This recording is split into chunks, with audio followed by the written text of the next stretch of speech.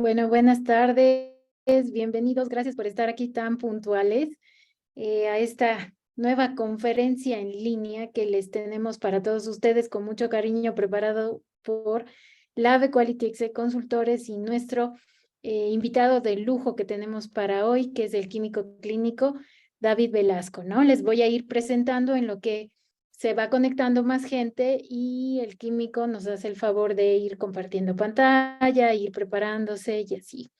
Pues bueno, el químico Velasco es técnico laboratorista clínico egresado del Centro de Estudios Científicos y Tecnológicos Miguel Mendizábal del Instituto Politécnico Nacional de aquí de México.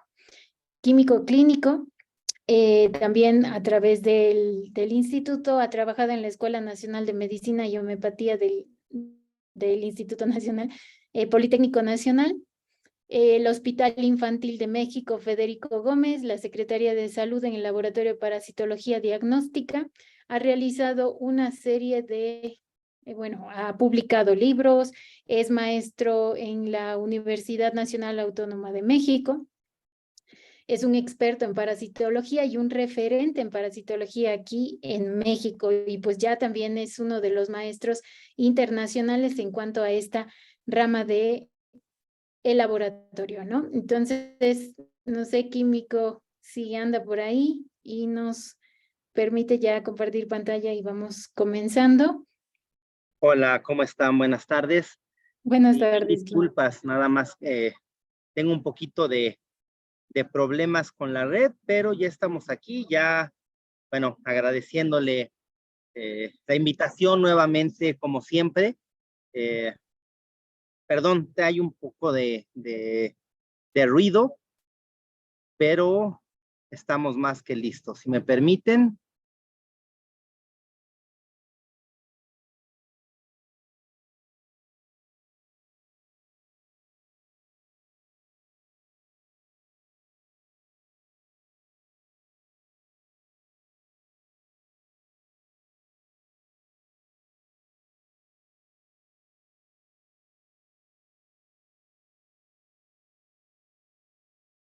Perfecto, ya se ve.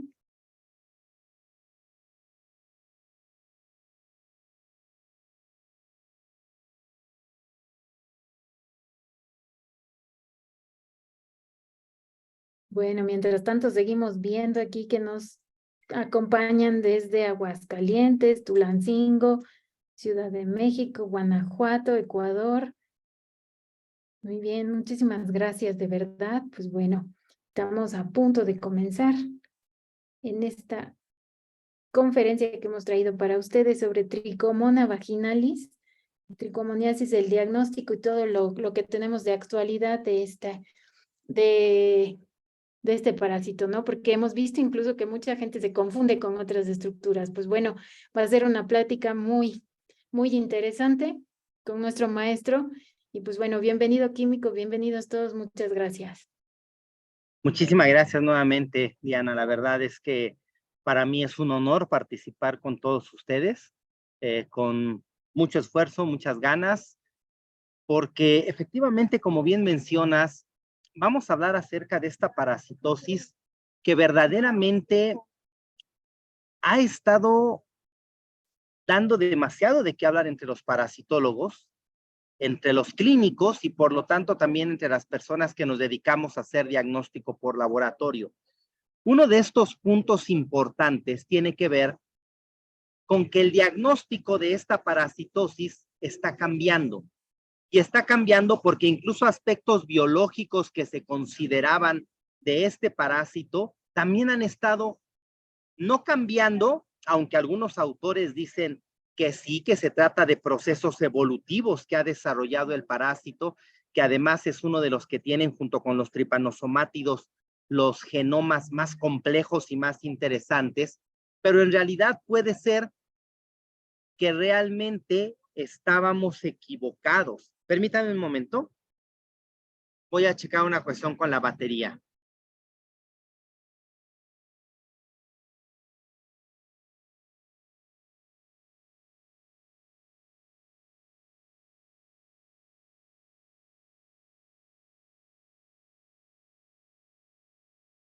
Perdón, es que tengo aquí un problemita con mi batería, pero ya quedó solucionado.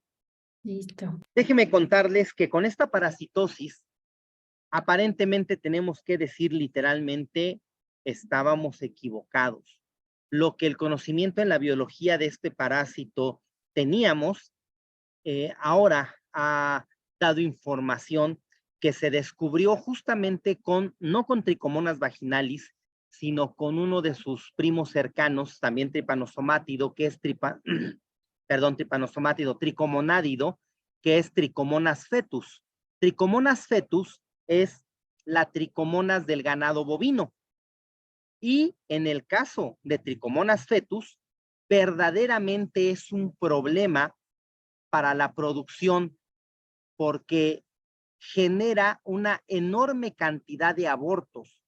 En el caso de Trichomonas fetus, sí produce abortos en el ganado, de manera que prácticamente es de ley que una vaca que esté infectada con Trichomonas fetus va a perder a los novillos o a las vaquillas.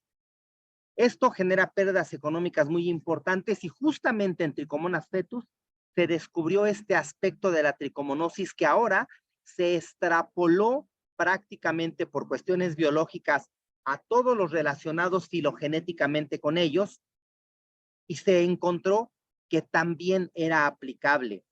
Y pues para no ahondar más, o más bien para no ser más ambiguos, vamos a comenzar con esta plática para que vean de qué se trata. Trichomonas vaginalis fue descubierta en 1837 por Donné y él es el que crea literalmente el género taxonómico Trichomonas. Es un parásito del tracto urogenital y es el más grande de este género. En este género, parasitando al hombre, además encontramos a Trichomonas tenax, parásito de la cavidad bucal, y encontramos a Pentatrichomonas hominis, que es, el parásito, no el parásito, el tricomonádido comensal del tubo digestivo. Es curioso y de hecho ahorita por eso me anticipé a decir parásito, porque vean ustedes qué detalle tan interesante. Se ha encontrado que este organismo, al parecer, sí tiene cierto efecto patógeno o al parecer está relacionado con procesos disbióticos que puede generar un poco de inflamación a nivel intestinal, aunque es algo que se está estudiando. Entonces vean ustedes cómo incluso también este aspecto con Pentatrichomonas hominis, al parecer pudiera dar un giro. Se ha visto, por ejemplo, detalles importantes con Pentatrichomonas hominis, como el hecho de que es capaz de fagocitar a Blastocystis sp y degradarlo. Entonces, cada vez conforme va pasando el tiempo, vamos encontrando aspectos biológicos más interesantes de estos organismos, donde al parecer resultan menos inocentes de lo que verdaderamente pensábamos. Este es un dato interesante. Toda la literatura que nosotros conocemos, cuando menos al punto de libros, nos menciona que Trichomonas vaginalis y todos los tricomonádidos no presentan estadio de quiste. Y el trofozoito tiene una morfología peculiar, es una morfología piriforme, tiene el eje mayor, el eje longitudinal, con dimensiones de entre 7 a 20 micrómetros, y se han encontrado trofozoitos enormes de hasta 30 micrómetros en exudados vaginales, y esto se ha visto muy particularmente en mujeres embarazadas.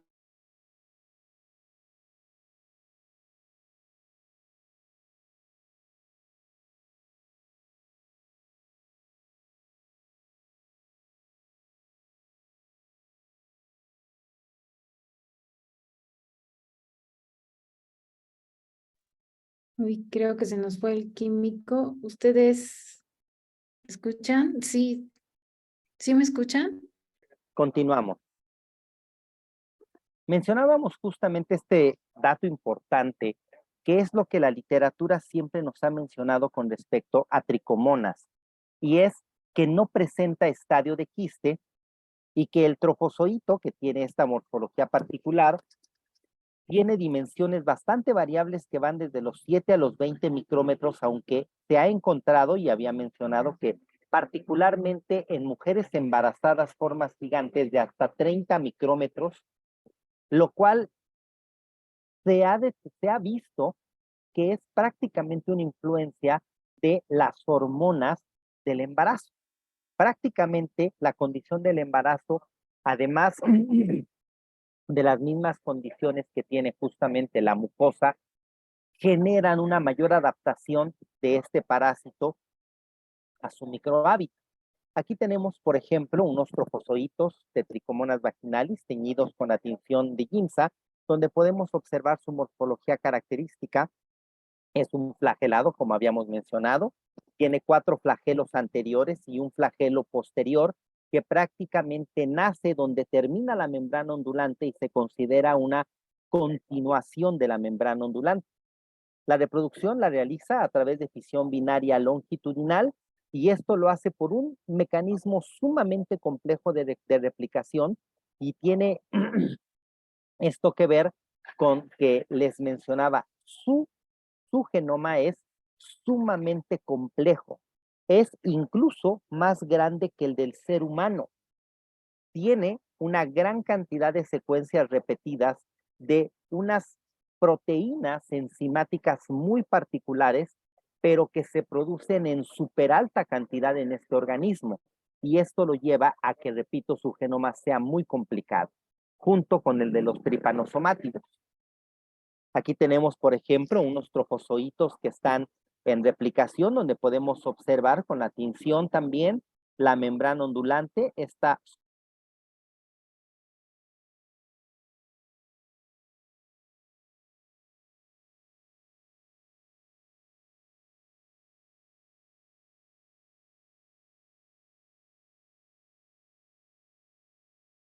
Químico, ya no se le escucha. ¿O soy yo?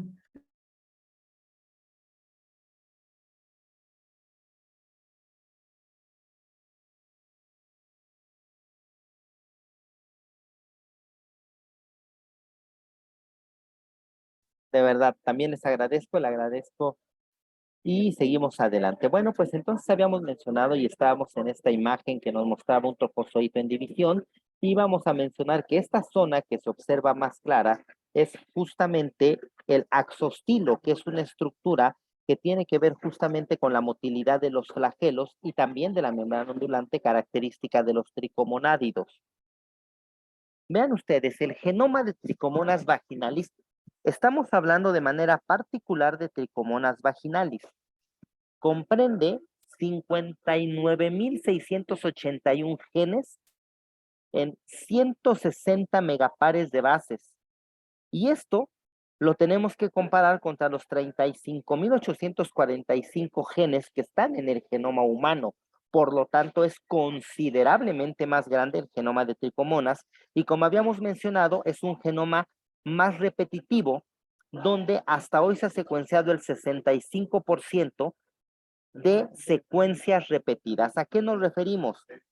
Aunque el genoma humano es más pequeño que el de Trichomonas vaginalis, es un genoma que tiene una mayor variedad de proteínas que están codificadas en ese genoma, mientras que en el caso de Trichomonas vaginalis, y esto también se hace homólogo a los demás tricomonádidos, tiene la repetición de sus genes, es decir, son menor número de proteínas codificadas, pero esas secuencias están repetidas en múltiples veces, de manera que esto me habla de que este organismo tiene la necesidad de sintetizar en cantidades industriales esas proteínas.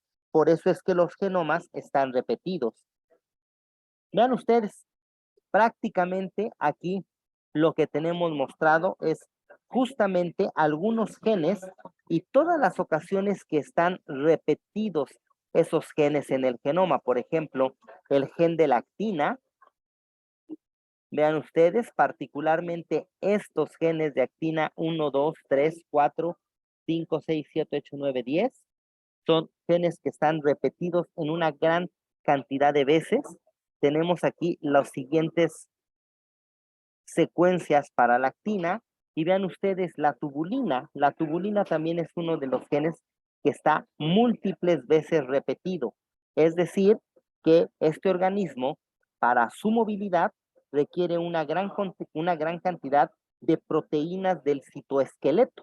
Sabemos que la actina y la tubulina son proteínas muy importantes del citoesqueleto. Está determinado que el genoma, y esto es otro dato muy interesante, fue un genoma que se fue modificando por añadiduras de secuencias génicas de manera vertical, y esto se ha visto porque se han observado que organismos vecinos y de pasados remotos precisamente con este organismo tienen las mismas secuencias. Incluso una de ellas está perfectamente demostrado que fue prácticamente una secuencia transferida de una bacteria.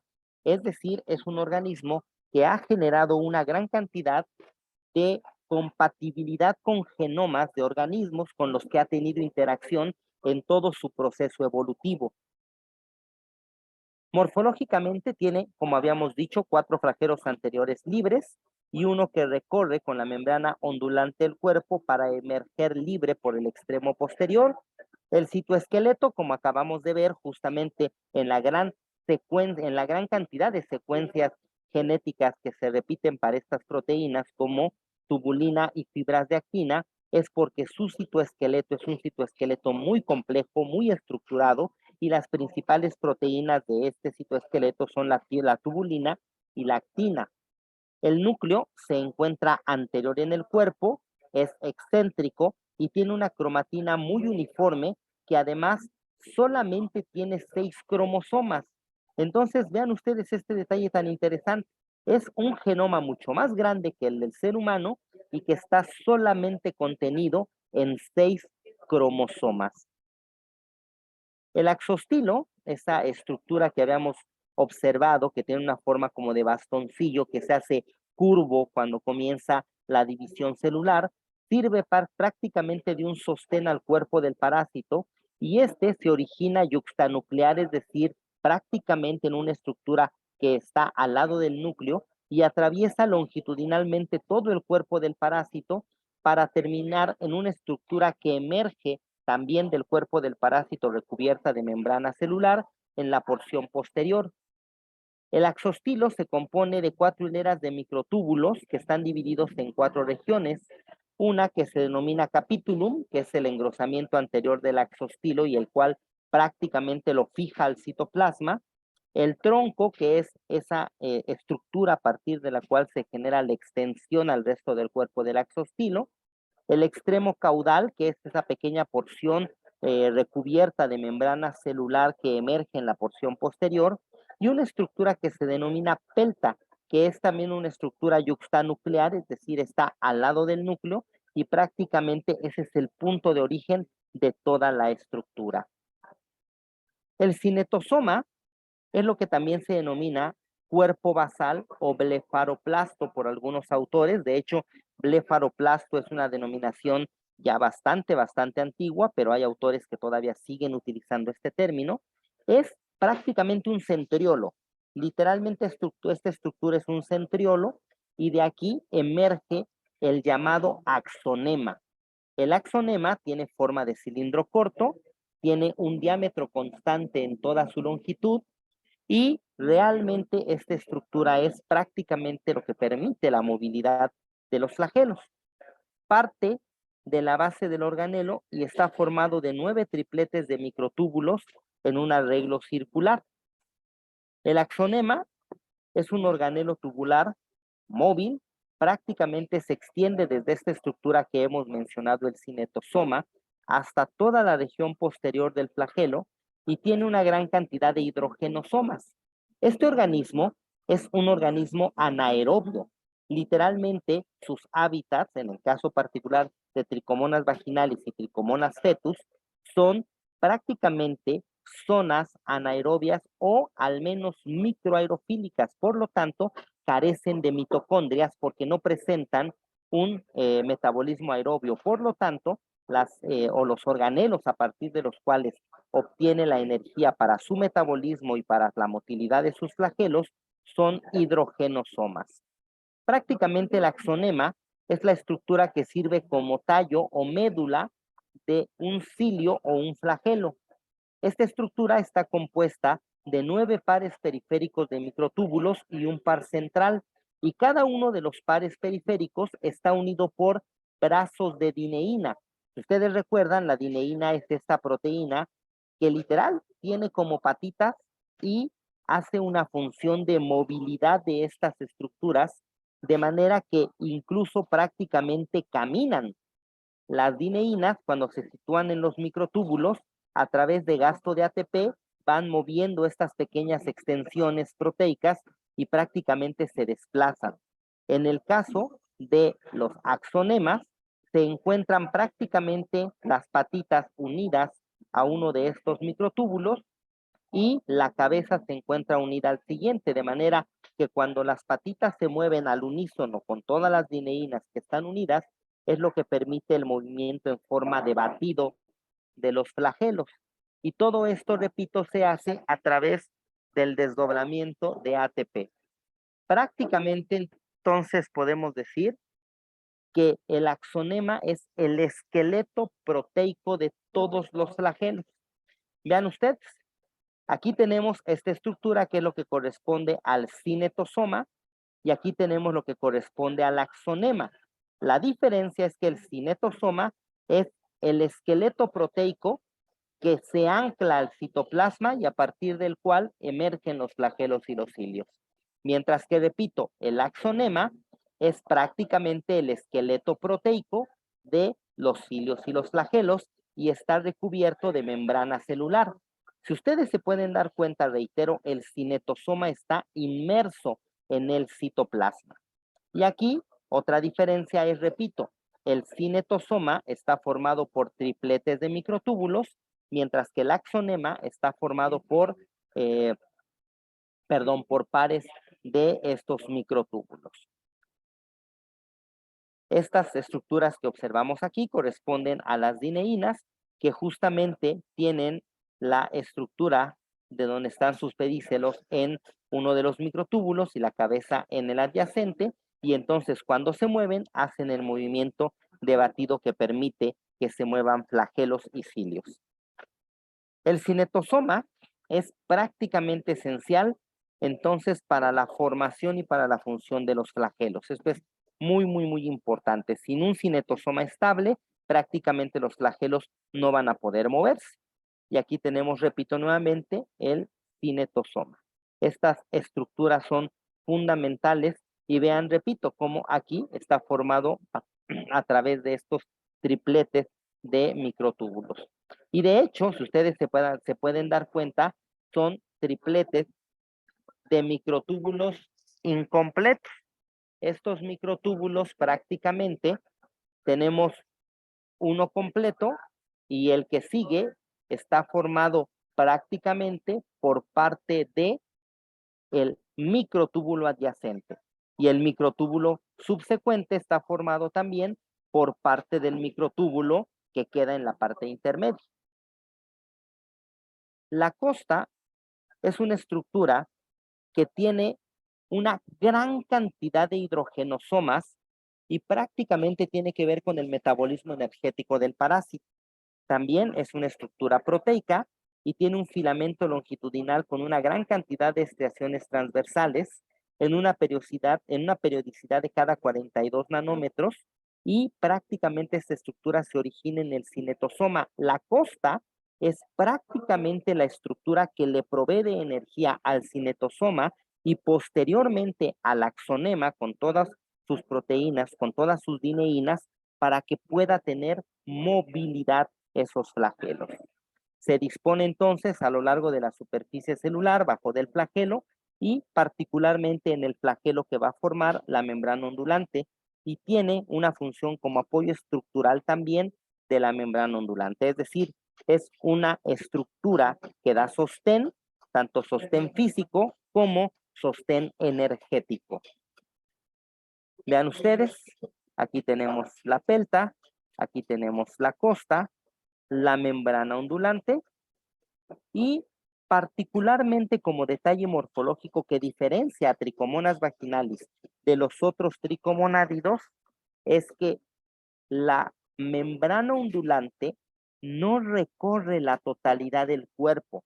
Si ustedes ven, por ejemplo, Pentatrichomonas hominis, si ustedes observan a, a Trichomonas fetus, a Trichomonas tenax, vamos a darnos cuenta que la membrana ondulante recorre prácticamente todo el cuerpo de este organismo. Sin embargo, en el caso particular de Trichomonas vaginalis, la membrana ondulante recorre aproximadamente entre un tercio y máximo la mitad del cuerpo del parásito, pero no llega a extenderse a la totalidad del cuerpo.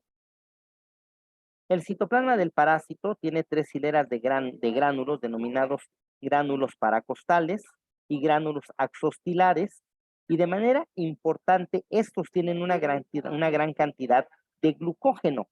Esto quiere decir que, vean ustedes, al tener glucógeno y tener hidrogenosomas, hace un metabolismo anaerobio, pero también de la glucosa. Entonces, prácticamente es uno de sus alimentos más importantes. Estos gránulos de glucógeno justamente, y aquí es donde empieza la parte de la patología, aquí es donde justamente comienza parte del daño que puede ejercer este parásito y el por qué lo realiza. Este glucógeno es obtenido de las células blanco, particularmente las células de la mucosa vaginal son ricas en glucógeno, y esto es porque los niveles de estrógenos circulantes prácticamente hacen que estas células vaginales almacenen glucógeno, produzcan y almacenen glucógeno. Por lo tanto, esta es una de las cosas que favorece a que la cavidad vaginal y todo el tracto genitourinario sea el microhábitat de Trichomonas vaginalis. Presenta actividad de hidrolasa y tiene unas estructuras semejantes a los lisosomas que también sirven justamente tanto para alisar estructuras internas de las que ha fagocitado principalmente, y se ha visto que también hay algunas vesículas, bueno, sobre todo ya microvesículas, ahora que pues es el boom del estudio de las microvesículas, de los exosomas. Hay algunas cuestiones bastante interesantes que van a dar también bastante de qué hablar con respecto a los exosomas que libera este organismo. Tiene también un citostoma. El citostoma es esta estructura que hace las funciones de boca. Prácticamente tiene una boquita celular que es pequeño, poco aparente, pero está presente. Y esto habla de que este organismo es capaz no solamente de pinocitar a través de su membrana, no solamente de ejercer mecanismos de fagocitosis tal y como están descritos por invaginación de la membrana con las estructuras a las cuales se ha adherido, sino que también es capaz de engullir pequeñas partículas a través del citostoma. Hablando del mecanismo de infección, el más importante es la transmisión directa persona a persona, y esto sigue sin cambiar, aunque vamos a ver qué cosas interesantes nos prepara Trichomonas. El mecanismo, repito, de infección, el más importante sigue siendo la transmisión directa persona a persona, aunque viene el detalle de que se ha visto a lo largo de mucho tiempo la presencia de este parásito en menores de edad. Incluso se ha observado en recién nacidos, y esto ha llevado a plantear la transmisión posible a través de fomites. Ojo con esto, es algo que muchos autores prácticamente han refutado por completo, porque si hablamos de un organismo que no genera quistes, lo cual correspondería a la estructura de resistencia para el medio ambiente, entonces, ¿cómo los trofozoitos podrían sobrevivir adheridos a una estructura, prácticamente una estructura inerte, a través de la cual pudiera haber una contaminación a nivel genitourinario? ¿Estamos de acuerdo? Bueno, ahí vamos adelante. Se ha pensado también en la transmisión a través del canal de parto, y lo que sí se ha visto, ojo con esto, es que cuando la infección en las madres es muy importante, cuando tenemos una infección masiva con una gran cantidad de trofozoitos, y se están estudiando algunas otras cosas, es posible que el bebé nazca con problemas o adhiera al parásito a nivel respiratorio. Entonces, se ha visto neonatos que padecen cuadros neumónicos donde prácticamente está involucrada tricomonas vaginales. Se ha visto, por ejemplo, bebés que han nacido con cuadros anémicos importantes. Se ha visto, incluso se ha asociado a tricomonas vaginalis con posible retraso mental de los neonatos. Aquí tenemos el ciclo biológico de tricomonas vaginalis. Es un ciclo sumamente sencillo en el cual prácticamente tenemos la transmisión de hospedero a hospedero, en este caso una transmisión de tipo sexual, donde de acuerdo a lo que tenemos y conocemos del ciclo biológico, únicamente se transmite el trofozoito. ¿Estamos de acuerdo? Este trofozoito que es capaz de dividirse por fisión binaria longitudinal para poder reproducirse. El hábitat de este organismo en la mujer es la vagina y la uretra, aunque puede ascender y llegar de manera importante en algunas ocasiones hasta lo que es el útero. En el hombre es prácticamente la próstata, las vesículas seminales y la uretra. Se ha visto incluso avance importante cuando la infección en el hombre es bastante extendida, y esto es interesante porque a veces no significa que el hospedero tenga una inmensa cantidad de trofozoitos. A veces, cuando se hace el estudio de los fluidos corporales, como en este caso la orina, el semen, el fluido vaginal, no hay tantos trofozoitos.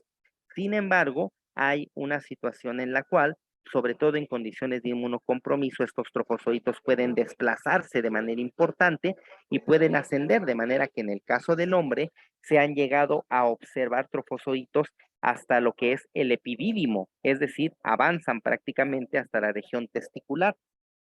En estos sitios se alimentan principalmente de bacterias, leucocitos y células de descamación. Entonces tenemos prácticamente el aparato genitourinario como su microhábitat, y esta situación hace que en estas secreciones sea donde podemos encontrarlos. Nosotros podemos observar aquí a el trofozoito característico con la morfología piriforme que hemos descrito.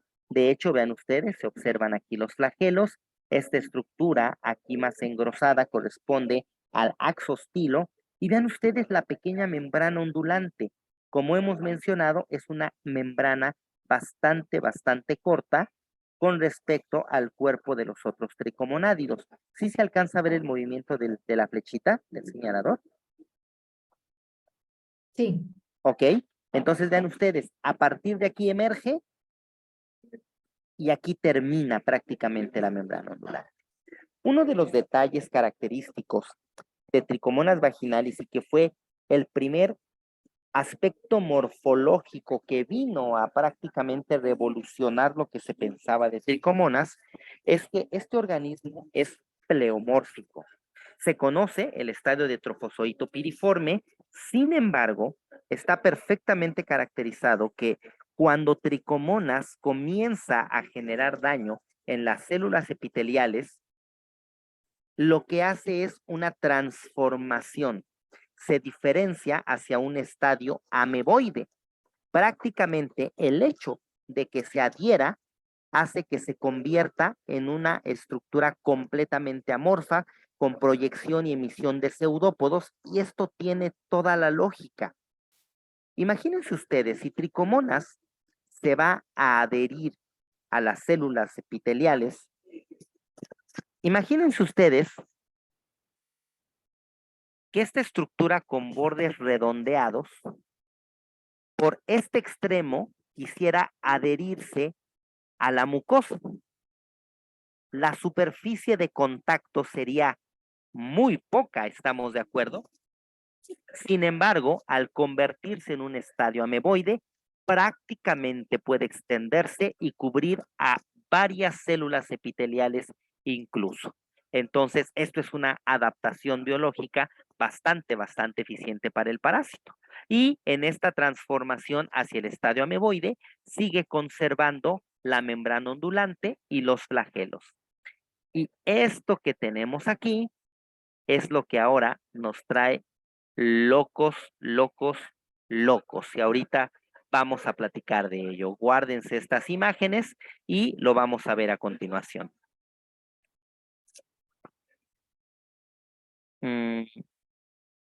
Ya cambió. Vean ustedes estos detalles. Se ha observado, y esto es muy, muy interesante, a macrófagos fagocitando a tricomonas. Y esto ha hecho pensar que pueden tener eficiencia contra la infección. En cultivos in vitro, en los que se ha relacionado a tricomonas con Neisseria gonorrea, se ha observado la fagocitosis de las Neisserias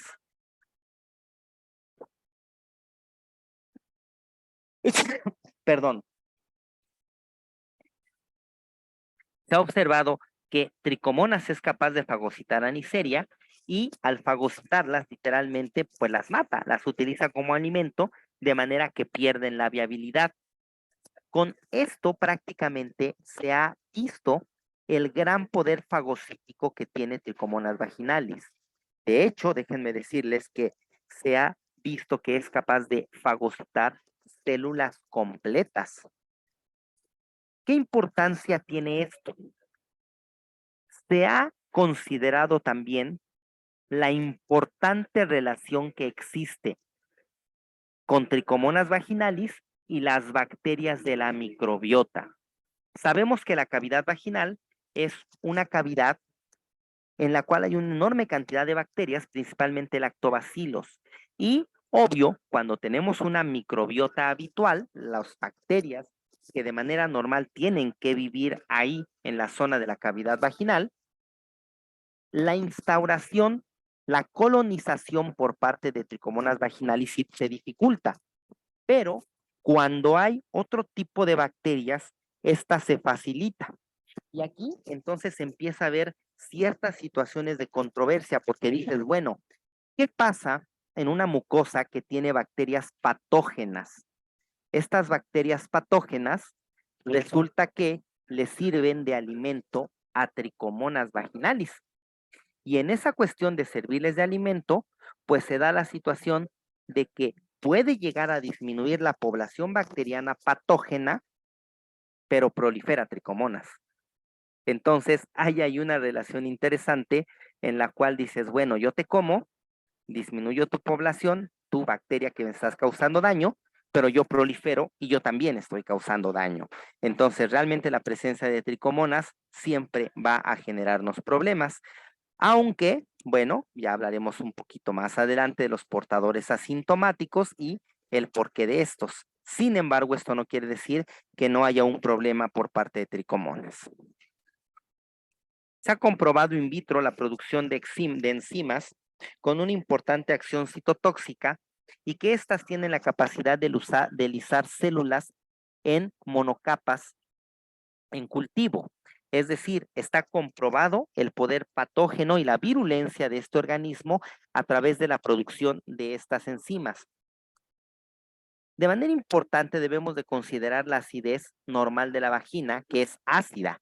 El pH oscila entre 4 y 4.5. Y vean este detalle tan interesante. Este pH en realidad dificulta el establecimiento del parásito. Sin embargo, si Tricomonas logra colonizar de manera eficiente, empieza a generar una cantidad de metabolitos que van a llevar el pH a la neutralidad, van a hacer lo que se haga cada vez más tendiente a la neutralidad. Y esto es lo que hace o lo que explica también que en mujeres embarazadas en las cuales las hormonas, los estrógenos modifican el pH de manera importante, justamente Tricomonas pueda colonizar y pueda parasitar de manera muy, muy eficiente. Como mencionamos, tiene mecanismos de patogenicidad y el principal de ellos, como en todos los protozoarios, es la adhesión. Tricomonas tiene que adherirse a sus células blanco para poder ejercer un daño.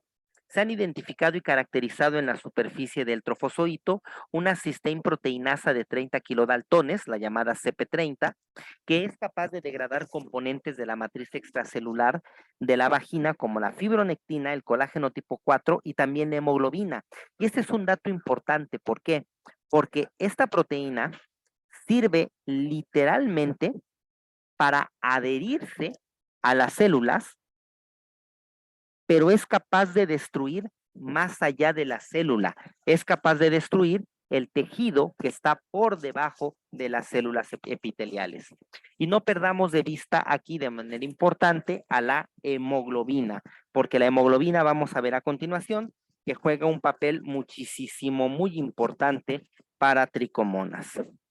Esta proteína es indispensable en el mecanismo de adhesión de las células de la vagina y el ectocervix. Es una proteína altamente inmunogénica y es capaz de detectarse en la secreción vaginal, de manera que se han intentado hacer kits diagnósticos a través de detectar esta proteína. Tricomonas tiene la capacidad de traslocar proteínas desde su citoplasma, donde prácticamente tienen una actividad proteolítica hacia la superficie de su membrana, donde tienen una función de lectina para la adhesión de las células blanco. Es decir, Tricomonas vaginalis es de estos organismos en los que se están estudiando de manera importante las llamadas proteínas bifuncionales o multifuncionales. Son proteínas que en el citoplasma del trofozoito tienen una función proteolítica interna, pero si esta proteína se trasloca hacia la membrana externa, entonces ahí va a tener acción de adhesión. Vean ustedes, esta imagen es un trofozoito de Tricomonas vaginalis en un sedimento urinario. Podemos observar una estructura que, vean ustedes, aunque la literatura la describe como con una morfología más o menos piriforme, a veces podemos encontrarlas así, enormes, gordas. Se observa este halo característico. Vean ustedes esta pequeña estructura como espícula que se observa en la porción posterior, que es lo que corresponde al axostilo, y aquí tenemos los flagelos, vean ustedes. Un detalle importante, bueno, esta muestra es una muestra de sedimento urinario, y es que se ha visto que en células epiteliales, en muestras que tienen tricomonosis, bueno, que tienen tricomonas, se llega a observar un halo perinuclear, y esto pues es como un dato que nos invita a buscar de manera importante a tricomonas. Se puede ver la presencia de un mosaico de moléculas, proteicas en toda la superficie del cuerpo del trofozoito con función de adhesina. Estos se van a unir a sus receptores proteicos y a carbohidratos en la matriz extracelular, de manera que no tiene solamente capacidad de adherirse a las células, sino también va a ser capaz de adherirse a todo lo que es el tejido conectivo por debajo del epitelio. No se considera que tenga una actividad invasora, es decir, no puede invadir más allá del límite de la mucosa, pero esta capacidad de adherirse también a todo lo que es el tejido conectivo por debajo de la mucosa le permite una alta estabilidad para permanecer justamente en estos tejidos. El mecanismo de actividad de las adhesinas es dependiente del tiempo, eso es importante, la temperatura y el pH. De hecho, pues bueno, son enzimas, estamos de acuerdo, y sabemos que para las enzimas la temperatura y el pH son prácticamente de los que más determinan, estamos de acuerdo, así como las concentraciones iónicas, la eficiente actividad de la enzima. Este es, prácticamente de manera directa más importante para la adhesión a la célula del hospedero. El que tengamos estas proteínas, las condiciones adecuadas de pH y temperatura, es lo que mayormente favorece a esta eficiente adhesión. Vean ustedes, se han estudiado principalmente 4 adhesinas, aparte de la CP30, que ya mencionamos que esta cisteína proteinasa tiene acción de adhesina también, además de acción lítica. la AP65, 51, 33 y 23. Se ha observado que estas adhesiones tienen que ver precisamente con residuos de carbohidrato en las proteínas, donde residuos de alfa-D-manosa y N-acetilglucosamina en la superficie de los trofozoitos son los sitios que resultan ser los sitios activos de las adhesinas. Y tenemos la situación importante de que pues son moléculas que están presentes de manera importante en la membrana de las células epiteliales de la mucosa vaginal. Se ha comprobado la actividad citotóxica del parásito dependiente de la adhesión a través de dos cisteinproteinasas. La cisteinproteinasa de 65 kilodaltones, que es la CP65, y la CP39. Estas se han identificado como una de las responsables de la citotoxicidad para las células del hospedero. Es decir, estas proteínas en particular, al momento de que se adhiere el parásito con las adhesinas que hemos mencionado aquí, las APs, prácticamente estas cisteinproteinasas se vierten sobre las células y van a inducirla hacia su muerte.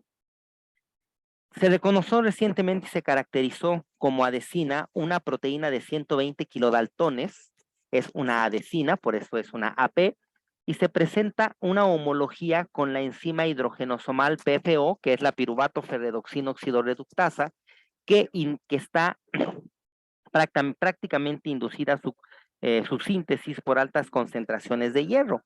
Y esto nos lleva de manera importante a entender varias cosas. Se ha determinado que dentro de las enzimas, algunas de ellas están reguladas positivamente y otras están reguladas negativamente por las concentraciones de hierro. Entonces, si ustedes recuerdan anteriormente, habíamos visto que la CP30 es una proteína capaz de degradar la hemoglobina y la degrada, a nivel tal que es capaz de liberarse el hierro.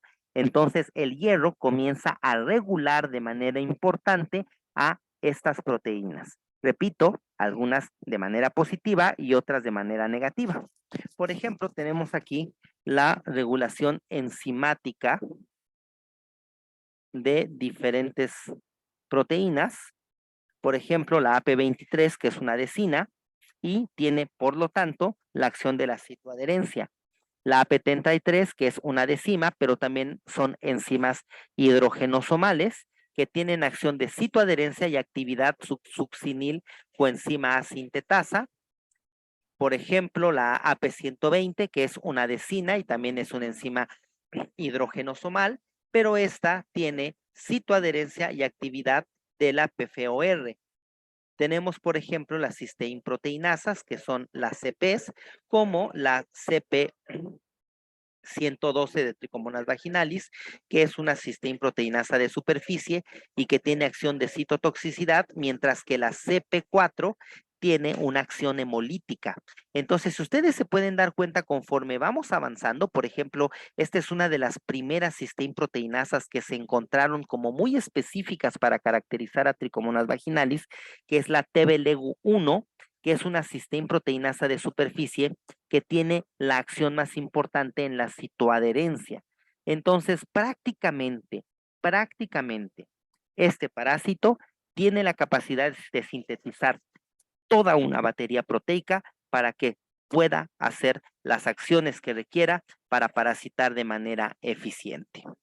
Entonces, todas estas enzimas se localizan en la superficie del parásito, se unen a la superficie del epitelio vaginal y se activan con el pH de la misma. Hablando de la CP65 y la 39, tienen además la capacidad de degradar fibronectina, como habíamos mencionado, colágeno tipo 4, tienen efectos de citotoxicidad, entonces repito, son de estas proteínas multifuncionales, literalmente, y al igual que la CP30 es inmunogénica en mujeres infectadas. Un detalle muy importante es la regulación negativa por altas concentraciones de hierro de la cisteinproteinasa de 30 kilodaltones, mientras que las adhesinas se regulan de modo positivo por las mismas concentraciones. Entonces, vean ustedes este detalle importante. Las concentraciones de hierro activan a unas y llevan a la pérdida de actividad de otras, y cuando la concentración se modifica, se invierte este dato de actividad-inactividad. De manera que esto indica que la CP30 inicia el proceso de invasión porque lleva a la degradación de todos los componentes que cubren a las células y permite que se adhiera a las membranas. Posteriormente, empieza a haber una disminución de la actividad de la CP30 porque el hierro comienza a incrementarse en lo que es la zona donde está parasitando el trofozoito, y entonces se inicia la actividad de las otras adhesinas. Es decir, la primera en actuar es la CP30, y posteriormente, cuando las concentraciones de hierro comienzan a incrementarse, y esto es ¿por qué? Porque al izarse las células epiteliales, pues se libera una importante cantidad de hierro.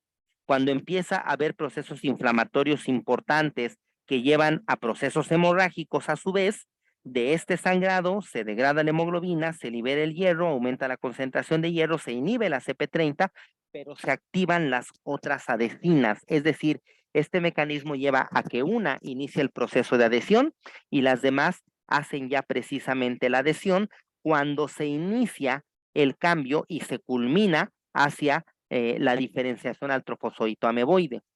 Se ha observado que hay factores externos como el hierro y el zinc que están involucrados en la regulación de la expresión génica, y la actividad de la CP30 de degradar la hemoglobina, ahora, como les he mencionado, entonces empieza a tener sentido. ¿Por qué? Porque como utiliza el hierro como fuente de hidrógeno, de hierro, entonces tiene que degradar a la hemoglobina para proveerse de hierro, aunque este hierro finalmente termine siendo, como lo hemos mencionado anteriormente, el que lleve a su inactivación.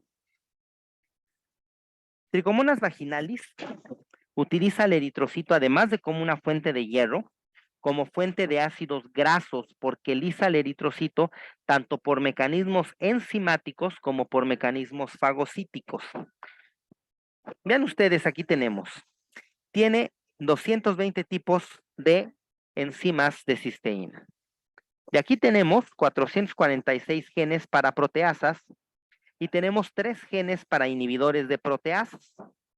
Tenemos 48 tipos de enzimas de cisteína tipo papaína y tenemos 10 de tipo legumaína, donde tenemos que estas son prácticamente las enzimas que se codifican precisamente en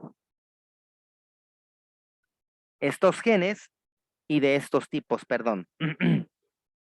Deme un momento, voy a tomar un poco de agua.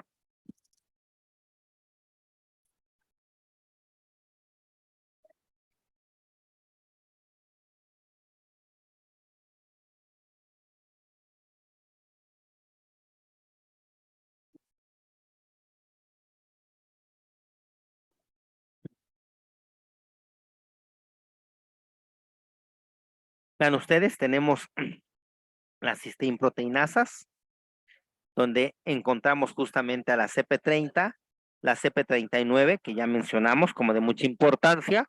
Tenemos a las legumaínas, donde tenemos 1 y 2 como de las de mayor importancia.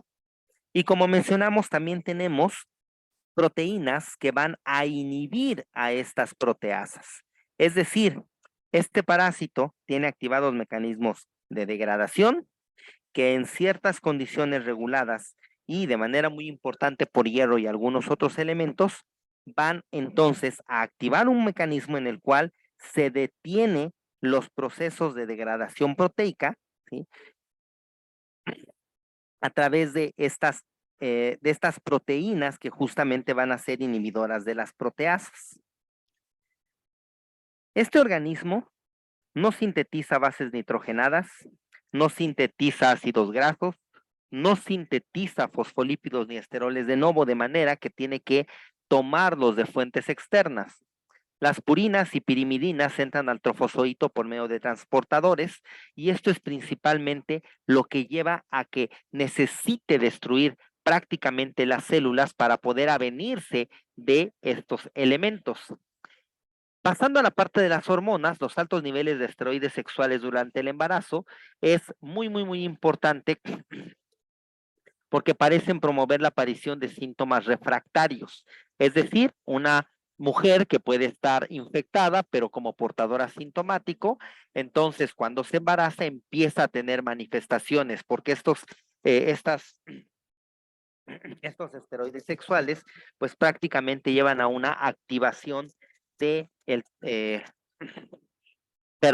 del parásito y los trofozoitos comienzan a proliferar.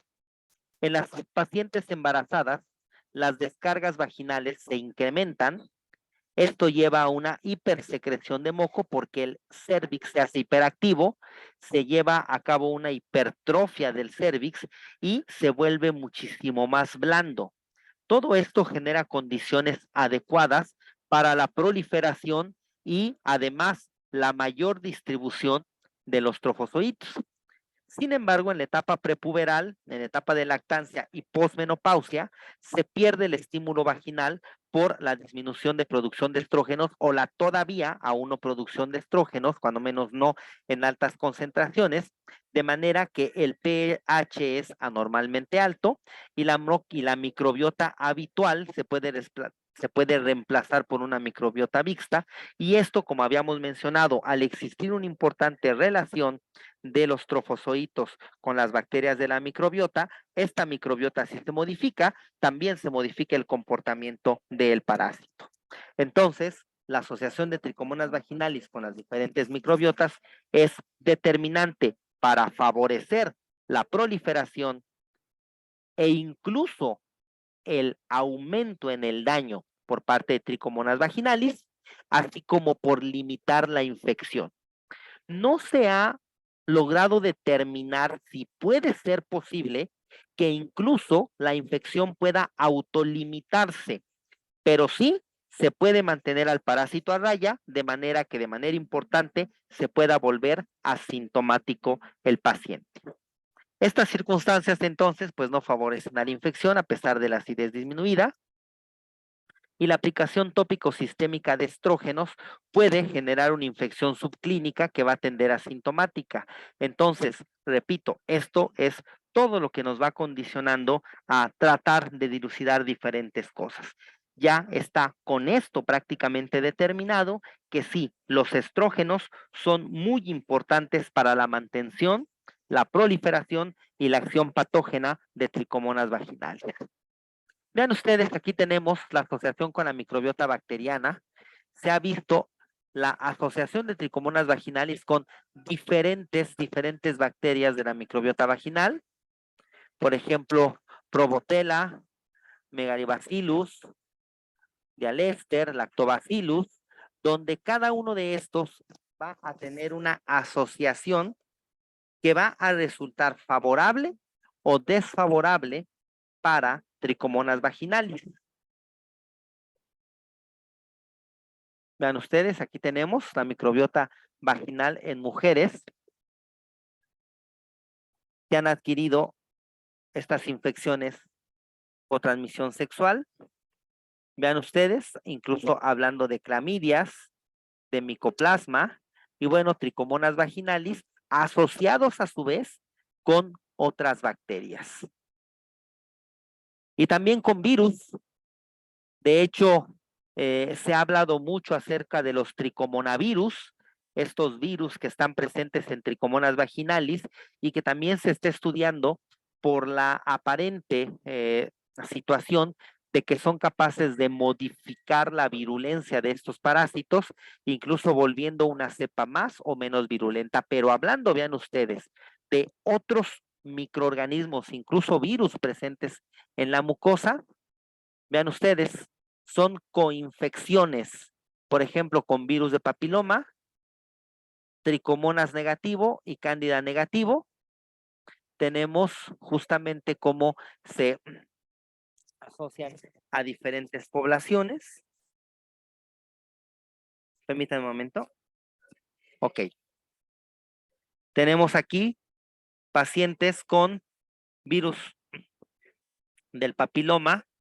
Tenemos a mujeres con infección negativa para tricomonas, algunas negativas a candidosis y otras positivas a candidosis.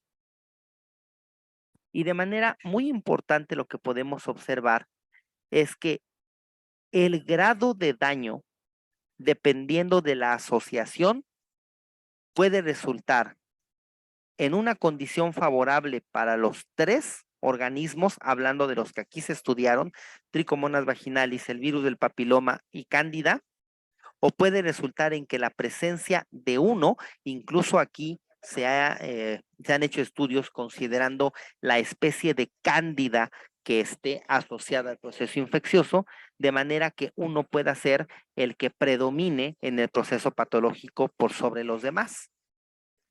Entonces, prácticamente, en el contacto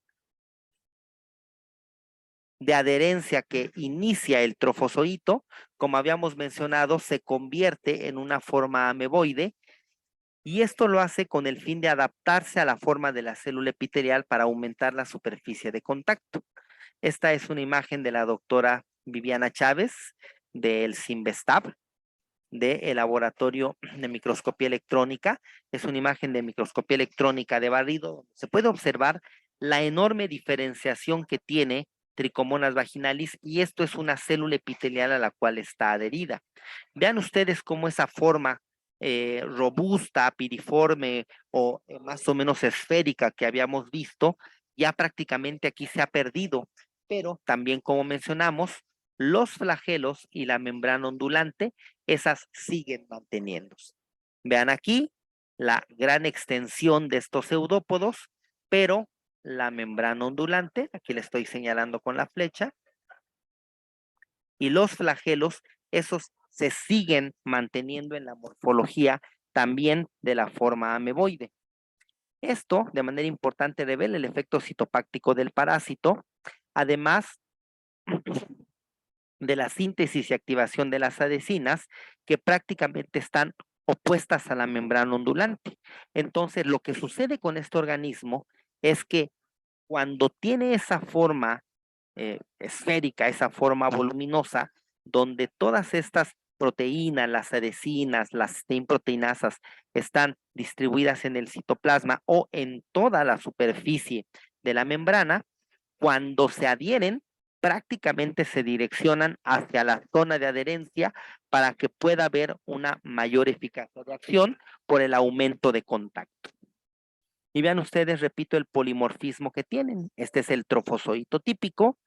Vean ustedes lo que puede llegar a ser tricomonas. O sea, digo, perdón la expresión, a lo mejor se va a escuchar demasiado burda, pero puede llegar a ser prácticamente una plasta literal ahí adherida en la mucosa, en las células epiteliales. Y repito, en este caso particular, lo que se observan son los flagelos que no se pierden. Vean ustedes todos los caracteres de modificación que sufre este organismo. Los microfilamentos, principalmente de actina, se agrupan en el sitio de unión a la célula epitelial, y esto evidencia su participación mecánica en la adherencia, lo cual quiere decir que además de la acción de las adhesinas, tenemos una adhesión mecánica por contracción del citoesqueleto. Es decir, este organismo está prácticamente diseñado para pegarse a las células química y mecánicamente de una manera altamente eficiente. De manera que vean ustedes, pueden llegar a parasitar una enorme cantidad de trofozoitos toda la mucosa. Otros factores que predisponen a la infección son la baja acidez vaginal causada por la sangre menstrual, además de que la sangre menstrual pues nos está haciendo una fuente importante de hierro que va a aprovechar de manera importante el trofozoito. Mucorrea cervical, el semen incluso, infecciones agregadas como Gardnerella vaginalis van a favorecer el establecimiento de Trichomonas vaginalis. Hablando de la patogenia, este parásito produce una degeneración y destrucción celular del epitelio vaginal por todos los mecanismos que ya hemos mencionado. Se genera una reacción inflamatoria importante con un infiltrado de polimorfonucleares principalmente, y también hay linfocitos T involucrados en el proceso. Hay una respuesta vascular muy importante, de manera que se producen focos hemorrágicos. Hay un edema importante de la mucosa, y este es característico en presencia de placas eritematosas que le da literalmente a la mucosa una forma de fresa, un aspecto, no forma, un aspecto como de fresa, así con esos puntos que están dispersos. El edema y el infiltrado leucocitario dan lugar a erosión, a descamación del epitelio, de manera que esto genera precisamente el característico exudado que se presenta. Vean ustedes, aquí tenemos la mucosa, literalmente el cérvix, la gran leucorrea que se está presentando, y esto es lo que se denomina justamente el cérvix en forma de fresa o cervicitis en fresa. Todas estas zonas son literalmente puntos hemorrágicos. Vean ustedes, aquí se observa lo que se denomina el hocico de Tenca y toda la inflamación con esta estructura, perdón, que incluso ya se observan estos puntos y algo de la hiperemia que se está produciendo. La acción de todos los mecanismos patogénicos en conjunto van a generar atipias en las células del epitelio vaginal, en las células del epitelio cervical, incluso al grado de producir displasia. Van a llevar prácticamente a una predisposición, si es que la infección se vuelve crónica, hacia un carcinoma, sobre todo a nivel del cérvix. Entonces, esto es un dato importante, porque bueno, se había considerado pues prácticamente al virus del papiloma como el principal causante de cáncer a nivel cérvico-uterino, pero bueno, ya se ha visto que una infección crónica por tricomonas vaginalis también predispone a la displasia, y sabemos que la displasia pues es la puerta de entrada hacia la neoplasia. Entonces hay que tener también importante consideración de esto. El infiltrado linfocitario, que tiene predominancia de células T, pues bueno, hace que las personas que tienen infección por tricomonas vaginalis sean todavía más propensas a adquirir el VIH, porque bueno, sabemos que el VIH infecta a los linfocitos T, particularmente los CD4, y si por causa de tricomonas vaginalis tenemos la mucosa infiltrada de linfocitos T, pues bueno, repito, hay mayor riesgo de infección. ¿Estamos de acuerdo? En general se requiere de una gran cantidad de trofozoitos para generar síntomas, pero una pequeña cantidad de parásitos se traduce generalmente en que ese hospedero va a ser un portador asintomático, y en términos generales, el hombre de manera natural tiende a ser este portador asintomático, de manera que sí, es cierto, digan lo que digan, el hombre es un factor importante para la diseminación de la enfermedad, sobre todo cuando hay condiciones de promiscuidad, porque el hombre puede tener relaciones sexuales sin protección, considerando que él está saludable, y lo que pasa es que está asintomático, está infectado, pero no está enfermo, ¿estamos de acuerdo? Y esto, pues, obvio que no evita que haya una transmisión. El periodo de incubación es de 5 a 30 días, es sintomático casi en la totalidad de las mujeres, generalmente asintomático en el hombre, llevando a infecciones subclínicas. Los principales signos característicos son la disuria, la leucorrea hialina y espumosa que se torna lechosa, purulenta, fétida cuando hay infección sobreagregada por bacterias. La infección bacteriana agregada produce la expulsión de gases, anafrodicia, prácticamente las mujeres pierden el deseo sexual por la incomodidad que tienen en la zona, puede llegar a generar nicturia y un importante insomnio, prurito vulvovaginal, incluso por el proceso inflamatorio a nivel vulvar, dolores bastante intensos. Cuando el ginecólogo realiza una exploración, se ve edema y eritema de los labios, afección de las glándulas de Skinny y de Bartholin, y los síntomas se intensifican días o antes después de la menstruación por justamente las cuestiones hormonales. Y bueno, también en el momento de la menstruación estamos hablando de que se prepara justamente la obtención todavía más intensa de hierro. Vean ustedes, esta es la afección vulvar, esto no es el cérvix, son los labios de la vulva en donde se puede observar esa importante leucorrea. Cuando el hombre llega a tener síntomas, las manifestaciones son uretritis, prostatitis, epididimitis, como les digo, puede extenderse hacia el epidídimo, y todas van a presentarse con escasa secreción transuretral, incluso a veces ni siquiera hay secreción, como para poder considerar un proceso y tomar una muestra de esa secreción. En las mujeres se han descrito complicaciones como abscesos perinefríticos, neumonías, como habíamos mencionado anteriormente en los recién nacidos, adquiridas durante el parto, y actualmente está aceptada la presencia por adaptación del parásito en localizaciones extrageniturinarias como cavidad oral y vías respiratorias. Ha habido reportes de personas que padecen neumonías, adultos, y que se encuentra Tricomonas vaginalis. Esto pues ha hecho mucho boom porque pues ahora se ha estudiado más la incidencia de casos, por ejemplo, de lofomonas, este organismo que es propio de las cucarachas y que puede ser una contaminación en vías respiratorias que provoque procesos neumónicos. Entonces hay que diferenciar bien, se observan, hay que considerar y determinar que se trata de tricomonas en el caso correspondiente, y de manera importante pues esto se ha asociado a las prácticas sexuales a través de practicar lo que es el sexo bucal o sexo oral, como se le llama. Finalmente puede llegar a ser una vía de entrada hacia las vías respiratorias y producir estos cuadros. En el hombre puede llegar a provocar esterilidad, aunque esta esterilidad es reversible, es decir, hay esterilidad sobre todo cuando llega hasta el epidídimo, porque se inflaman los conductos e impide la salida de los espermatozoides, pero cuando se elimina el parásito, se revierte el proceso de esterilidad. Vean ustedes cómo responde el hospedero a la presencia del parásito. La laminina es una proteína que sirve como parte de la membrana basal del endotelio vaginal y va a promover su adhesión intercelular, la diferenciación, forma y motilidad normal, y además tiene propiedades quimiotácticas cuando hay mediadores de lisis. Esto va a ser entonces muy importante como un mecanismo para que esté el entorno, dispuesto o predispuesto a ofrecer una resistencia a la presencia de tricomonas que, como hemos mencionado, tiene capacidad de adherirse incluso más allá de las células epiteliales. La respuesta de inmunidad celular es poco eficiente. La inmunidad humoral a través de la IgA y de la IgG también es poco eficiente.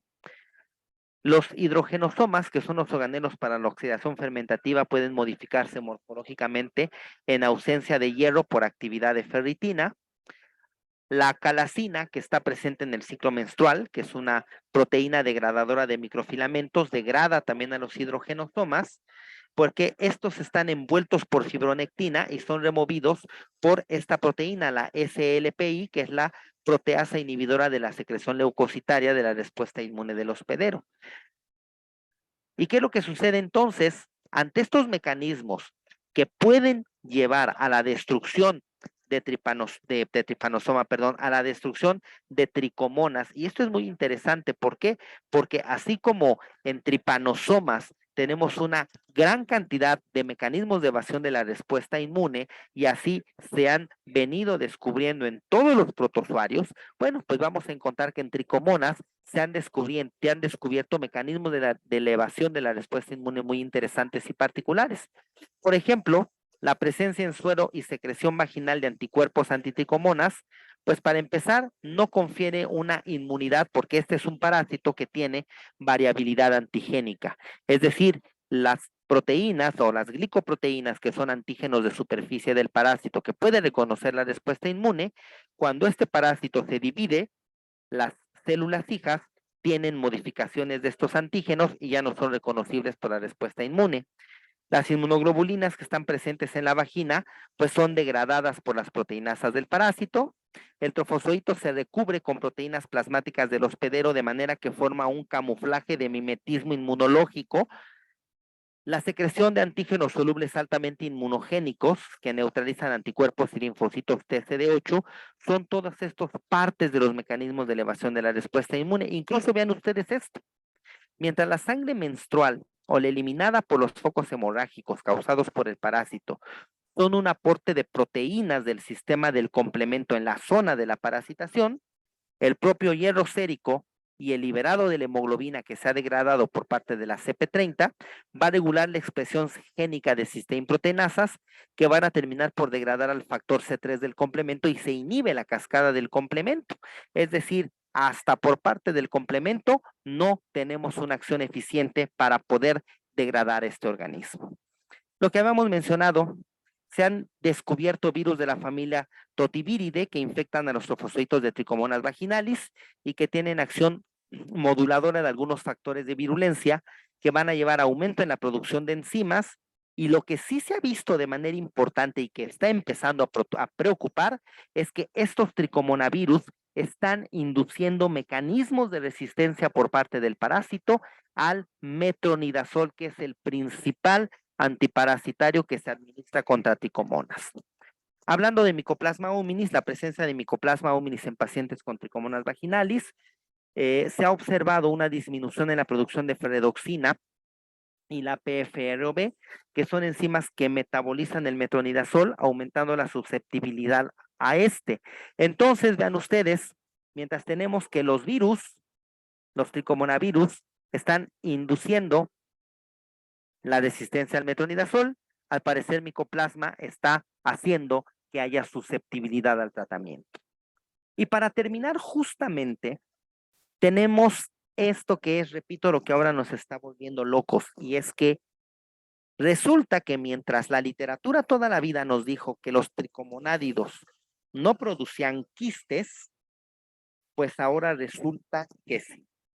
Hay autores que ya se refieren a estas estructuras como quistes, hay autores que se refieren a estas estructuras como estructuras semejantes a quistes, hay autores que se refieren a estas estructuras como pseudoquistes, pero el punto importante es que en la actualidad están descritos y se han caracterizado estas estructuras que están formadas por trofozoitos de tricomonas vaginalis también.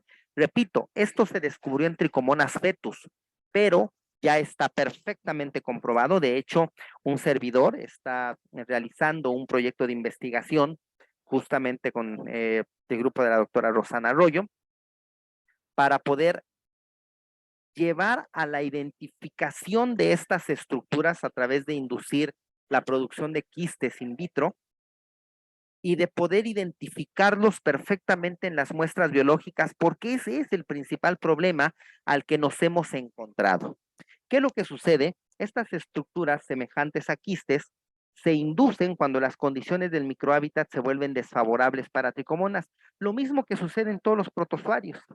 Cuando entameba histolítica produce quistes, cuando hay condiciones adversas en su entorno y entonces para protegerse y eliminarse hacia el medio externo, produce quistes. Bueno, tricomonas hace exactamente lo mismo. Y uno de estos factores es el pH, que induce primordialmente la formación de estos pseudoquistes o estas estructuras semejantes a quistes. Estas estructuras son esféricas.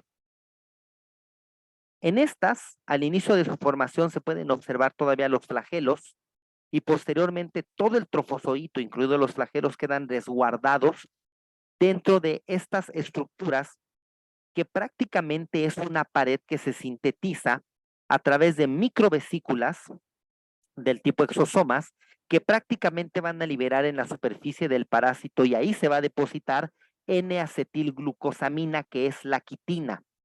Esto es justamente lo que hace que algunos autores digan, espérate, si es un quiste, porque la pared de los quistes de los protozoarios como entameba histolítica, entameba coli, entameba dispar, etcétera, es quitina, es N-acetilglucosamina.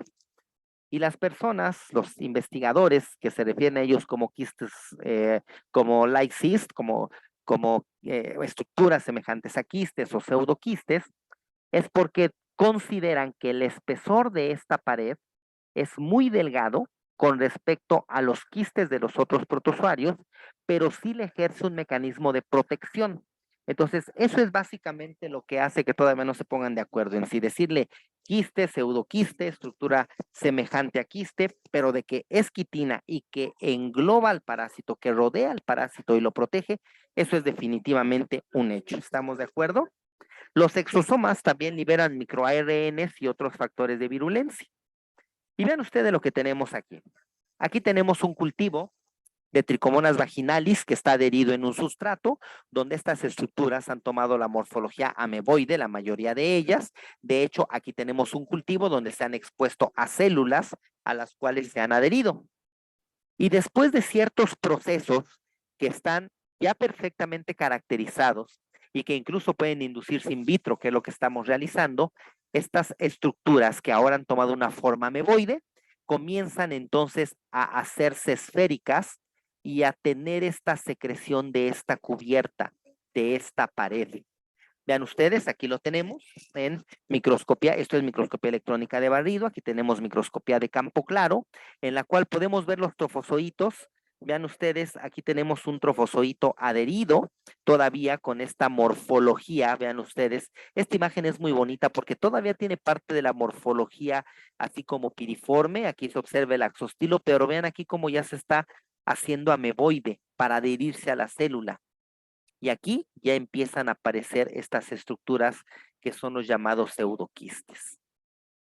Vean ustedes, esta es una inmunofluorescencia con anticuerpos antiquitina, ¿sí? Y también se puede hacer esto con blanco de calcofluor, que es prácticamente, en este caso es el blanco de calcofluor, que es un fluorocromo que de manera natural se une a la quitina y se observa en el microscopio de fluorescencia para justamente evidenciar que estas estructuras tienen quitina. De hecho, vean ustedes, aquí se observan unos trofozoitos elongados y otros que empiezan a hacerse más redondeados y en donde ya comienza a aparecer el marcaje de la fluorescencia, aunque de una manera muy, muy débil. Esto quiere decir que hay baja concentración de quitina, pero que ya está presente. Se ha observado que los quistes, a pesar de considerarse caracteres de actividad, carentes de actividad, tienen una capacidad para adherirse también a las células blanco y algunos sustratos. Y esto es algo que empieza a modificar muchas cosas. ¿Por qué? Porque si nosotros consideramos que el trofozoito de tricomonas se libere al medio, definitivamente se va a alisar, va a terminar por morir, ¿estamos de acuerdo? Pero si lo que se libera son estas estructuras semejantes a quistes o estos pseudoquistes, si estos pseudoquistes tienen la capacidad de quedarse adheridos a superficies, si estos pseudoquistes son estructuras de resistencia que pueden quedarse, por ejemplo, en el agua, en las albercas, en algunos lugares, esto puede empezar a cambiar la epidemiología de la tricomonosis, porque puede ser que efectivamente, sí, a través de sustratos, pueda llegar a adquirirse la parasitosis. Todavía no está completamente caracterizado esto, pero la presencia de existencia de una estructura de resistencia ya nos puede hacer pensar esto, en que el mecanismo de transmisión sí puede tener una vía, además de la de transmisión sexual directa. Su resistencia a las condiciones del medio ambiente es alta, a pesar de que la pared es delgada, de manera que pueden mantenerse viables durante semanas en el medio ambiente. Y bueno, hablando del diagnóstico, el parásito puede aislarse del exudado vaginal, la orina en la mujer, en el hombre también, pero sobre todo en la mujer, los líquidos seminal y prostático en el hombre. El parásito resiste a condiciones ambientales fuera del hospedero muy, muy, muy poco. Cuando estamos con trofozoitos, estos mueren a temperaturas superiores a 40 grados. Pueden resistir hasta 5 días a 4 grados Celsius. Obvio, esto es en una solución salina fisiológica que tenga también alimento, por ejemplo, el propio exudado o la propia orina con solución salina fisiológica. Permanecen viables en orina hasta por 24 horas, lo que permite observarlos en el sedimento después de la centrifugación. La observación puede hacerse directa o con el método de fijación con tinción en el método de PAF azul de metileno, que aumenta la sensibilidad. Y vean ustedes, les voy a mostrar estos videos que están en sedimento urinario. Fueron tomados en sedimento urinario por un alumno que tiene una gran capacidad para tomar videos. Muchísimas gracias, Jack Chavi, por facilitarme estos videos y permitirme usarlos, donde se puede observar la clásica morfología, pero quiero que vean aquí este detalle importante. Quiero que vean cómo tenemos estos trofozoitos que están muy activos. Vean aquí cómo se mueven los flagelos, la membrana ondulante, pero vean cómo este se vuelve más esférico y el movimiento disminuye considerablemente. Vean, en ese video podemos observar las características del movimiento típico de los tricomonádidos. Vean la membrana ondulante y vean cómo los flagelos tienen esas proyecciones como latigueantes hacia la porción anterior de su cuerpo.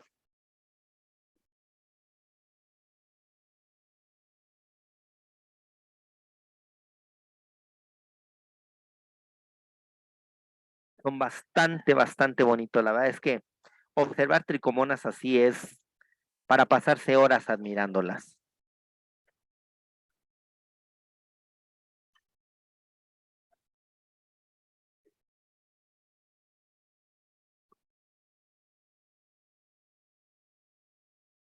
Existen medios de cultivo que pueden ayudar en el diagnóstico, aunque en realidad para el laboratorio clínico son poco accesibles. Por ejemplo, el medio de Diamond, el medio de Tricocel, el medio de Hollander. Existe un medio que es el InPouch TB de Trichomonas vaginalis, que es un medio de cultivo comercial que se puede conseguir para laboratorios clínicos y que puede inocularse con las muestras biológicas e inducir la proliferación, aunque en realidad no es tan necesario cultivarlas. Existen pruebas de inmunofluorescencia directa como métodos opcionales de diagnóstico con una alta sensibilidad, aunque, repito, esto es lo que existe, lo que puede hacerse. Sin embargo, pues bueno, sería algo demasiado caro para algo que podemos observar de una manera eficiente en una muestra, incluso en microscopía de campo claro, o haciendo una tinción, por ejemplo, con colorante de Giemsa. La técnica de Papa Nicolau se ha utilizado como un tamiz de bajo costo en mujeres con infección subclínica, además de que, bueno, pues sabemos todos para lo que nos sirve un Papa Nicolau. Incluso con un Papa Nicolau en muchas ocasiones se llega a diagnosticar una tricomonosis de manera accidental. Se hace el Papa Nicolau como en un estudio de rutina, como un estudio de vigilancia o de seguimiento, y resulta que ahí aparece la Trichomonas vaginalis. Lo que mencionábamos, la tinción del material centrifugado con las técnicas de Romanowski, Wright, Giemsa, y Grunwald, sobre todo el Giemsa es el que mayor eficiencia brinda, son buenas para hacer una observación. Existen PCRs para poder llevar a cabo el diagnóstico y la identificación de este organismo.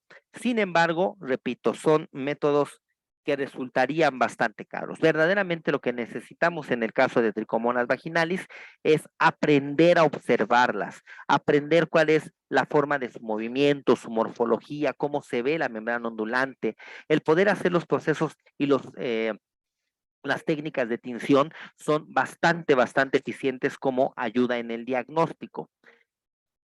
Actualmente en el laboratorio de la doctora Rosana Arroyo se está haciendo la determinación de una proteína para poder hacer determinación incluso en sangre con alta sensibilidad y especificidad de Trichomonas vaginalis. Eso, pues bueno, se los platico como un dato.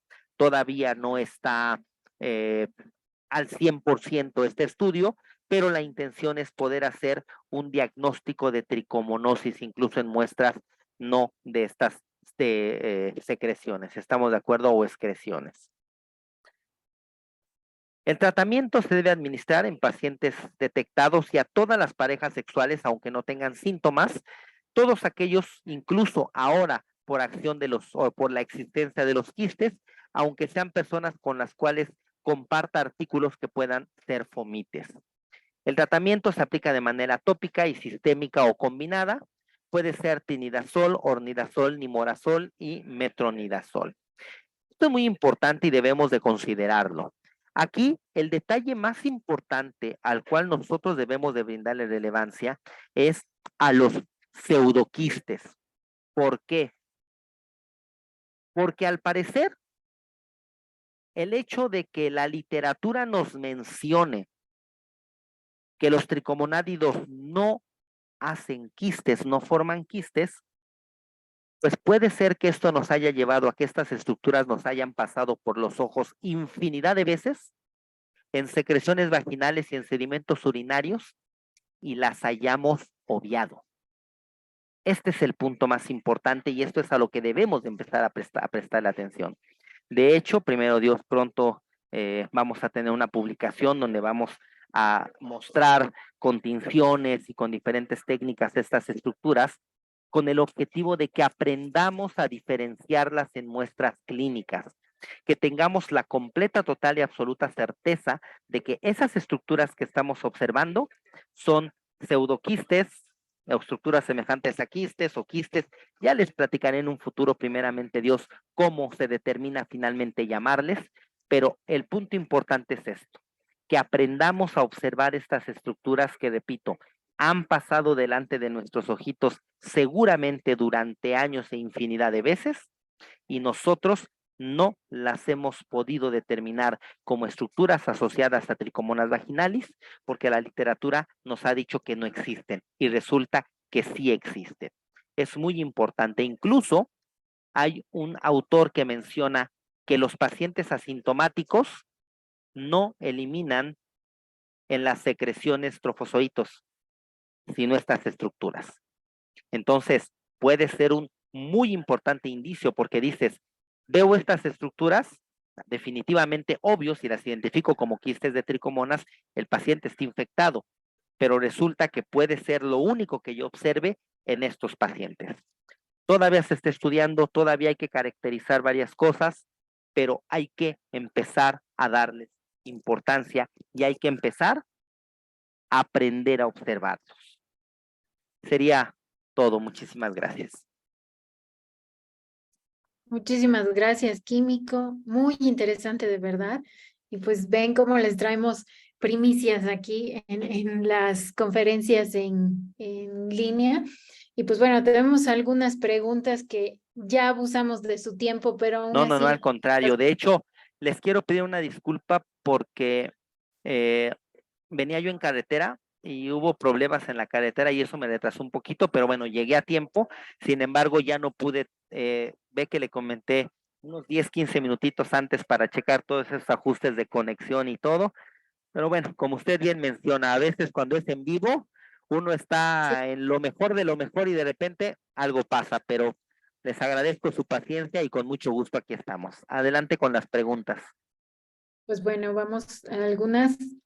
Nos dicen, bueno, aquí nos comentan algo. Dice, ¿se ha visto algo similar para ameba de vida libre?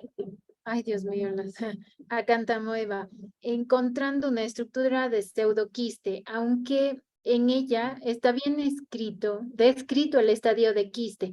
Ambos estadios están compuestos de distinta forma en cuanto a su pared celular, siendo la composición del quiste principalmente celulosa y del pseudoquiste trealosa. Además, lo interesante es que la formación de pseudoquiste se asocia a estrés agudo, una forma de protegerse rápidamente, aunque menos resistente. ¿Se ha visto algo acerca de la composición de la pared de pseudoquiste de tricomonas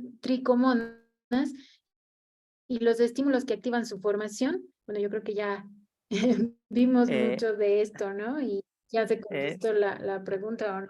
Bueno, básicamente sí tiene que ver que los cambios de pH, también se ha visto que las concentraciones de hierro y sobre todo de aminas, las concentraciones de aminas son importantes como mecanismos de señalización para que se active la síntesis de esta pared. Sí, efectivamente, como menciona en el caso de acantameba, está descrita la estructura de pseudoquiste, incluso esta es la que se asocia principalmente a las infecciones que generan el llamado, permítanme un momento, voy a tomar tanta agua porque tengo la garganta muy seca.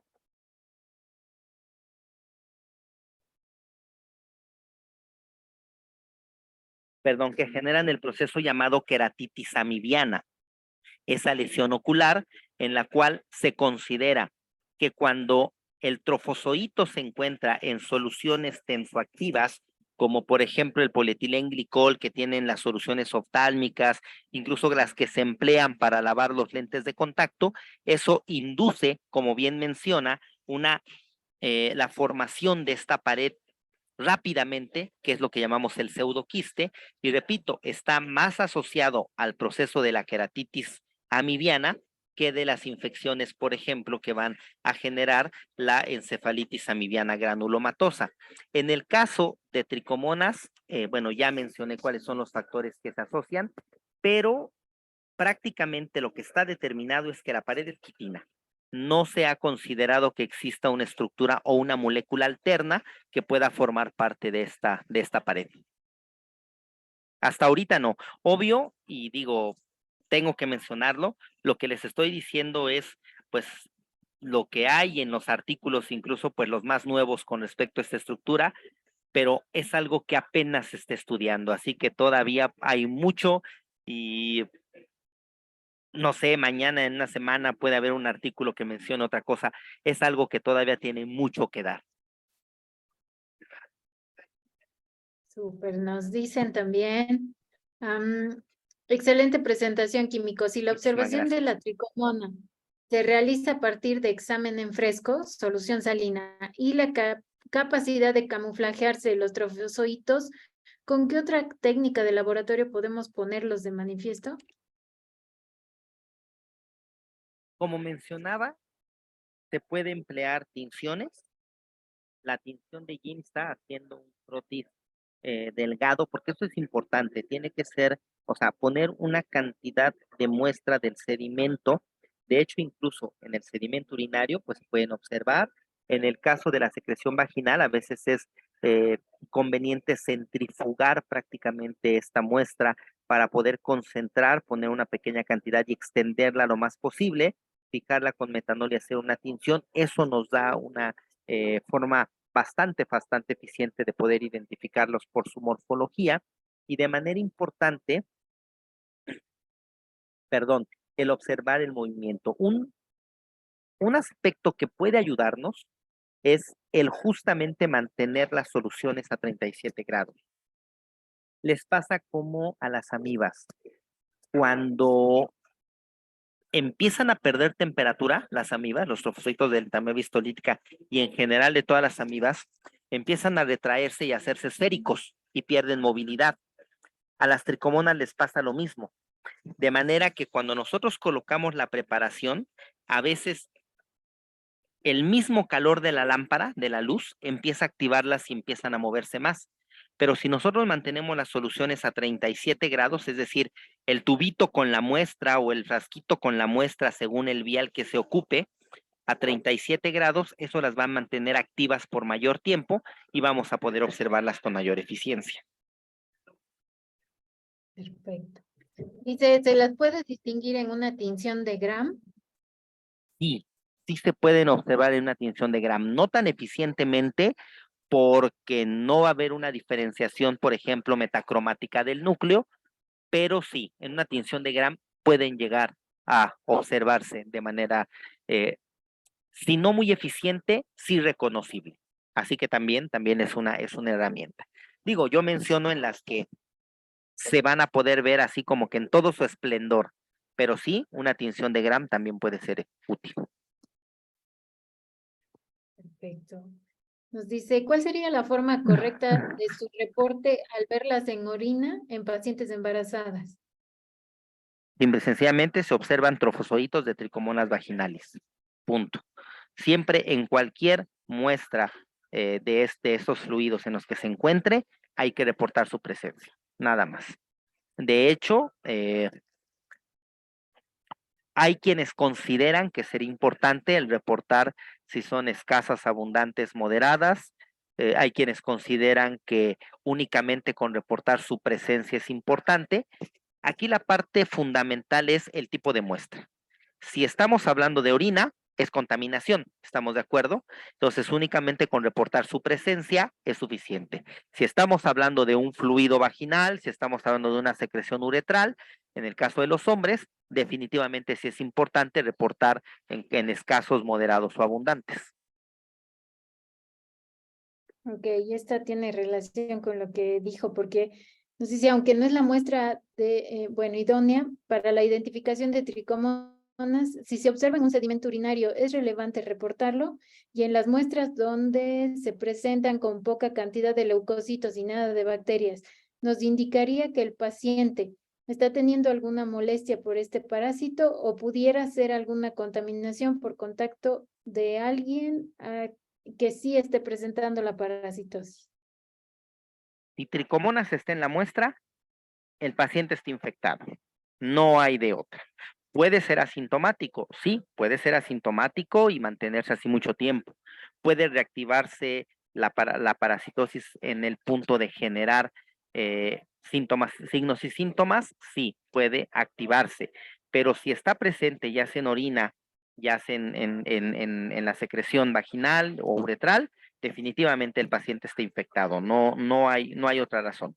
Repito, en el caso de la muestra, pues obvio, sí sabemos que en el caso particular de las mujeres, si lo observamos en orina es contaminación. ¿Estamos de acuerdo? Pero está presente. Ya la vi, está presente, quiere decir que esa paciente está infectada. Ok, y la última ya, porque les hemos robado mucho tiempo, dice, tengo una duda porque comenta usted que la producción de estrógenos se reemplaza con los trofosocitos, ¿o entendí mal? ¿Se reemplaza? Sí. No. La presencia de estrógenos induce la proliferación de los trofosocitos. Entonces, precisamente cuando aumentan los estrógenos, incluso puede aumentar la sintomatología porque aumenta la cantidad de parásitos. Y como ya vimos que la acción patógena es directamente sobre las células, mientras más parásitos haya, hay mayor daño a la mucosa. Perfecto, pues muchísimas gracias. Ahorita nos están diciendo que sí podrían pasarle su contacto. Pues si el químico nos permite, les mandamos el link de la grabación y también el contacto del químico si nos lo permite, pero también vamos a tener, ya les adelanto, en un mes o unas semanas, un curso taller de parasitología con el químico. Así que ya les estaremos avisando. Les agradezco muchísimo. Gracias por estar aquí todas estas 2 horas. Gracias por considerar a esta plática pues muy interesante y por haberse mantenido presente después de su jornada larga de trabajo. Químico, muchísimas gracias. Siempre es un placer contar con su presencia y con todo el conocimiento que nos brinda. Y pues bueno, no tengo nada más que decirles que buenas noches y gracias nuevamente. Que pasen muy bien. Gracias, Químico. Muchísimas gracias a todos y sí, adelante, puedo proporcionarles mi contacto sin problema. Dios los bendiga y Perfecto, de verdad mil entonces. gracias por su paciencia, pero a veces no falta, pero aquí estamos. Diana, muchísimas gracias, un abrazo a todos, Dios los bendiga. Un abrazo, buenas noches. Gracias a todos. Bendiciones.